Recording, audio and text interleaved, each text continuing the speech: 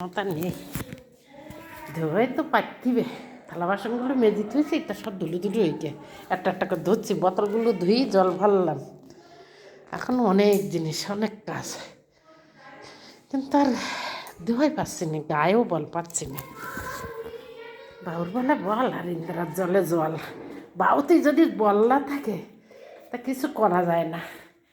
এইভাবে একবারে কাজ করছে, একবারে সিঁড়িটা একটু ঝাড় দিলে তাহলে পায়ে পায়ে আর ধুলো আসতো না, কিন্তু পারবো না, এখন আর পারার ক্ষমতা নেই।